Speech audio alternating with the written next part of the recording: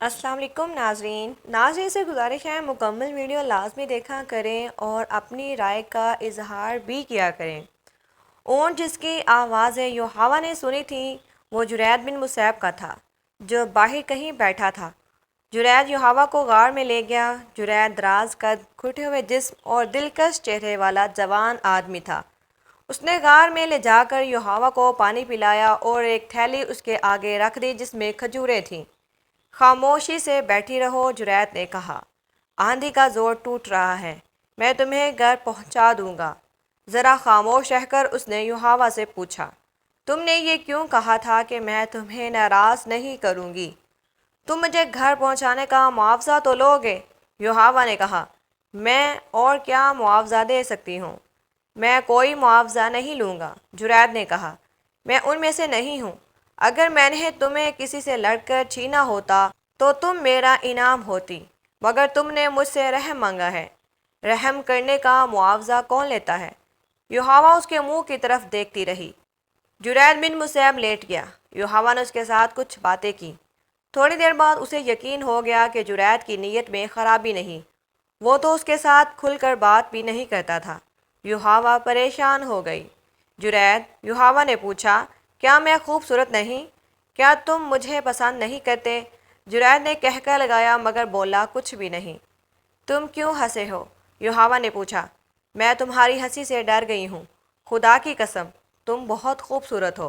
جرید نے کہا، تم میری پسند کی لڑکی ہو، لیکن جس طرح اور جس جگہ تم مجھے ملی ہو یہ مجھے پسند نہیں۔ میری مردانگی کو مت للکارو۔ تمہارا جسم بہت اچھا لگتا ہے، لیکن میرے دیوتا مجھ پر لعنت بھیجیں گے کہ میں نے مصیبت میں پھنسی ہوئی لڑکی کا ہاتھ پکڑا اور اس کے جسم کو اپنا انعام سمجھ لیا۔ جرید پھر خاموش ہو گیا۔ یوحوا کے دل سے خوف نکلتا چلا گیا اور جرید اسے بڑا ہی خوبصورت نظر آنے لگا۔ میں نے جرید کو مکہ میں کئی بار دیکھا تھا، یوحوا نے کعب بن اسد کے گھر میں سب کو یہ کہانی سناتے ہوئے کہا، لیکن میں نے اس کی طرف کبھی توجہ نہیں دی تھی۔ اپنے قبیلے میں اسے کوئی رتبہ یا اونچی حیثیت حاصل نہیں تھی، مگر اس روز غار میں اس کے پاس تنہا اور بے بس بیٹھ کر مجھے محسوس ہونے لگا کہ یہ تو اونچی حیثیت والے لوگوں سے بھی اونچا ہے۔ آندھی کا زور ٹوٹا تو سورج ڈوب رہا تھا۔ اس نے مجھے کہا، آؤ چلیں۔ میں اس کے پیچھے پیچھے غار سے نکلی۔ کچھ دور اس کا ایک اونٹ ٹیلے کے ساتھ لگا بیٹھا تھا۔ وہ اونٹ پر بیٹھا اور مجھے اپنے پیچھے بٹھا لیا۔ اس کے اشارے پر اونٹ اٹھا اور چل پڑا۔ گرد و غبار صاف ہو گیا تھا۔ میں نے وہ جگہ دیکھی، وہ بڑی ہی ڈراؤنی جگہ تھی۔ میں نے اس جگہ کے متعلق کچھ پر اسرار باتیں سنی تھیں۔ آندھی میں تو میں دیکھ نہ سکی تھی کہ یہ کون سی جگہ ہے۔ آندھی کے بعد دیکھا تو میرے رونگٹے کھڑے ہو گئے۔ بعض ٹیلے انسانوں کی طرح تھے، ان کا رنگ بھی ڈراؤنا تھا۔ میں شتر سواری جانتی ہوں، اونٹ کو دوڑا سکتی ہوں، لیکن اس شام جرید کے پیچھے اونٹ پر بیٹھے ہوئے میں ڈرنے لگی کہ میں گر پڑوں گی۔ میں نے جرید کی کمر میں بازو ڈال کر اسے مضبوطی سے پکڑ لیا۔ مجھ میں یہ احساس بیدار ہو گیا کہ میں بڑی کمزور لڑکی ہوں اور جرید بن مصعب میرا محافظ ہے۔ آپ کو یہ تو معلوم ہے کہ میں اپنے مذہب کے لیے کیا کر رہی ہوں، لیکن آپ کو یہ معلوم نہیں ہوگا کہ اس راستے پر مجھے میرے باپ نے ڈالا ہے۔ یوحوا نے انہیں بتایا کہ جب اہل قریش بدر میں مسلمانوں کے ہاتھوں شکست کھا کر آئے تو ان کی عورتوں نے بازو لہرا لہرا کر بین کیے تھے۔ یوحوا کا باپ کٹر یہودی تھا۔ قریش کی شکست پر اس کے آنسو نکل آئے تھے۔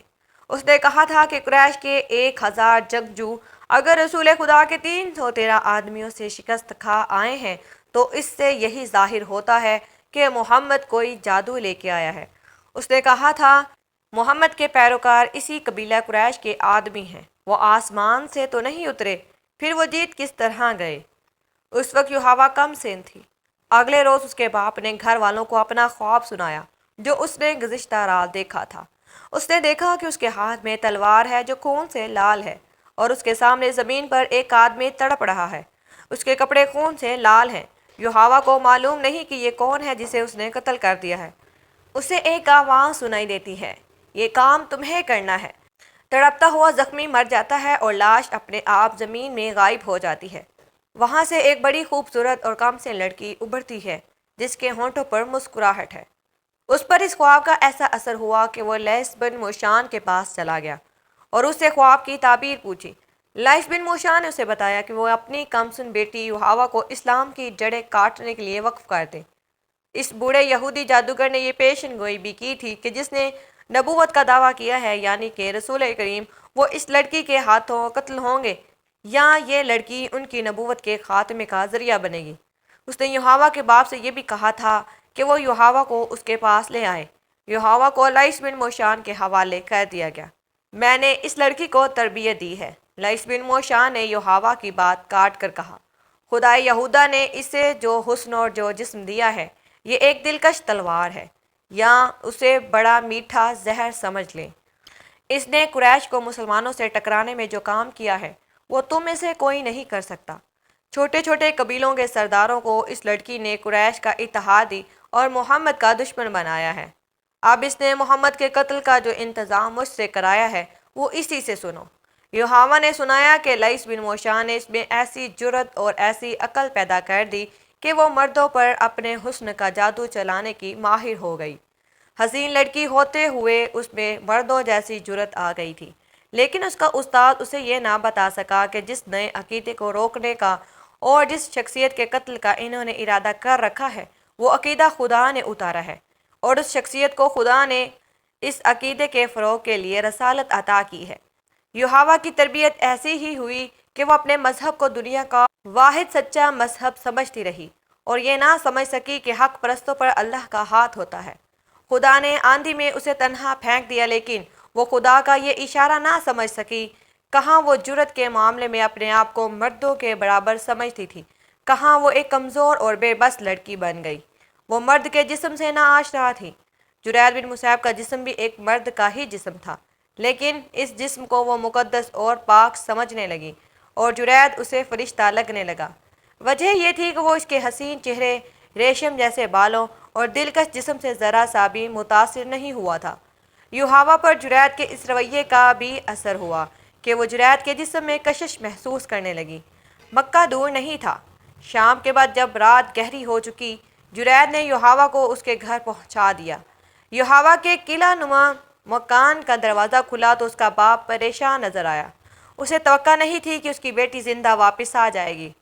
انہوں نے جرید کو روک لیا اور شراب سے اس کی تواضع کی۔ جرید جب چلا گیا تو یحاوا نے اپنی ذات میں خلا محسوس کیا۔ دوسرے ہی روز اس نے جرید کو پیغام بھیجا کہ اسے ملے۔ جرید آ گیا۔ یہ ایک جذباتی ملاقات تھی۔ جرید نے یہ ملاقات جذبات تک ہی رکھی۔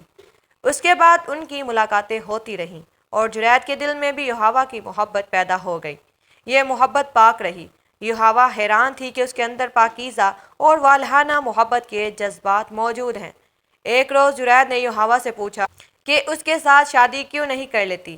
نہیں، یحاوا نے جواب دیا، میں تمہارے جسم کی پوجا کرتی ہوں۔ شادی ہو گئی تو جذبات مر جائیں گے۔